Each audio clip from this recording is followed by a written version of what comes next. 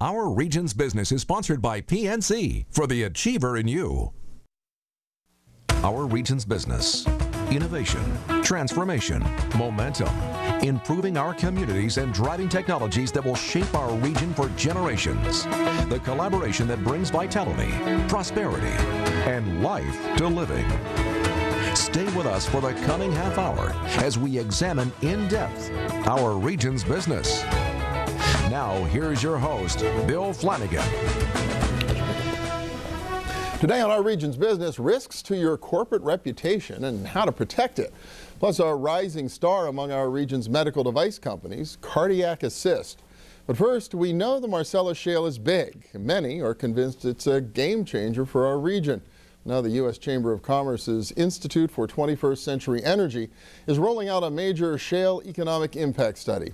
Chris Guth is Vice President for Policy at the Institute. And welcome. Good to see you.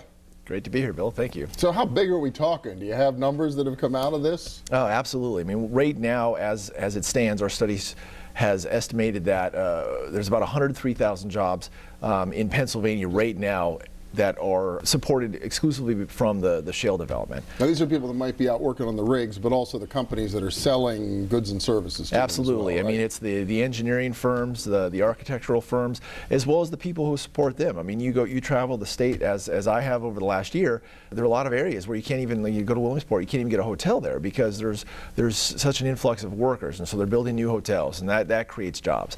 And yes, it's more removed from the gas field itself, but for the gas field existing, those jobs wouldn't exist. And you go further on, our study projects that by 2035, we're looking at almost 400,000 jobs. And right now, we're also looking at $14 billion of additional economic activity in the state solely because of the shale gas. And we're looking to see that upwards of $50 billion by 2035. Pretty remarkable. That's kind of the Pennsylvania story. I think we have a graphic, too, that shows Ohio and the impact, even though they're kind of on the edge of the Marcellus, looks like they're getting the similar kinds of economic benefits. Yes, they're on the edge of the Marcellus, but they're right in the sweet spot of the Utica, which is a formation roughly a couple thousand feet below the Marcellus. And while the Utica is also underneath Pennsylvania as well, industry hasn't really gotten around to exploring it because it's done so well with the Marcellus. And Utica in Ohio is on the very, very early stages. I mean, there's only been about 200 wells drilled. They're still trying to characterize precisely how big the resource is, but so far all the results they have are tremendous. And that's one of the reasons why our study shows such steep growth, specifically in Ohio. I mean, Pennsylvania obviously experienced that steep growth 4 or 5 years ago and is now at a much more reasonable growth level. I mean, it's still growing, but not by the leaps and bounds where Ohio looks to go in the very near future. In the near term, more of that kind of initial exponential growth before. Exactly. And I guess similar kinds of conditions down in West Virginia, maybe less dramatic, but I think we've got another graph too that kind of shows the job outlook there as well. Exactly. West Virginia is obviously much smaller population base. It's a more modest growth.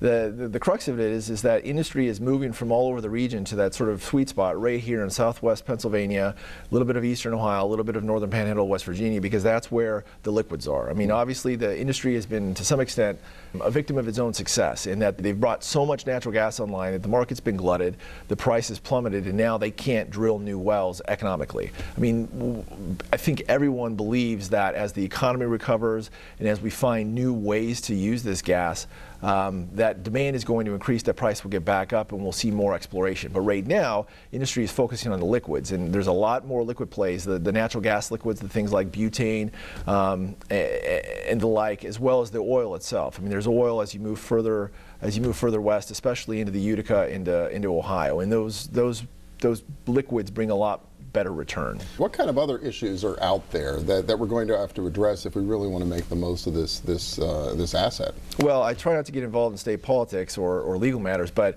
I mean, right now the case that's before the Pennsylvania Supreme Court has the potential to have a pretty profound impact. It's actually on the rules under Act 13. Exactly. How it's going to operate. Exactly. Right? And to what extent the state law or the state rules supersede the local rules, because obviously many parts of the state have erected barriers to industry that the governor and the administration argue are against the state law. And right now the Supreme Court is going to decide that. To the extent that gets decided, it could go in various different ways, but it certainly could become a barrier. And that's something that we're looking at, and we'll see what happens. And once that happens, I think industry and the business community will sort of assess the situation and try and figure out how to move around it, because this resource is just too important to let politics get in the way. Seems to be a real opportunity, though, if the states that all sort of share the Marcellus could find a way to collaborate and work effectively together rather than just knock heads at each other, as often seems to be the case. A really big upside, the more cooperative we can be. That's exactly right. And I mean, the next phase of this report that we're working on, that we're going to characterize, is the downstream. This report, these numbers that we just talked about, were really just the extraction of the resource itself. It doesn't capture everything that happens when that natural gas flows to, say, an ethane cracker, like in that Shale's proposed here. Contemplated up in Beaver County. Exactly. Right. Or everything that happens to that ethane as it gets converted into a plastic and then gets manufactured into a product, and then you and I buy it at the mall. That's really where the value added gets brought to light, and the real economic multiplier happens. And so one of the ways where we're already seeing lots of cross-border cooperation is on the infrastructure that's necessary. I mean, this resource has come online so quickly and with such force that the infrastructure just hasn't caught up. I mean, the pipelines and the gathering lines that are necessary to bring it to market, I mean, the signals are there, and people are investing in those, and we're still, even though they're not necessarily drilling for new natural gas, we're still creating jobs in the pipeline sector. And it's just a matter of time before that catches up and we're able to bring this resource from places like Southwest PA over to Southeast PA, where you have such a large demand. Exciting times, obviously a lot to watch. We'll be looking forward to the next phase of the study. Thank you. From the Institute at the Institute of Energy at the U.S. Chamber. Thank you very much, Bill. Appreciate it. Next up, Cardiac Assist, a homegrown company that's saving thousands of lives that otherwise might have been lost to heart failure. Stay with us.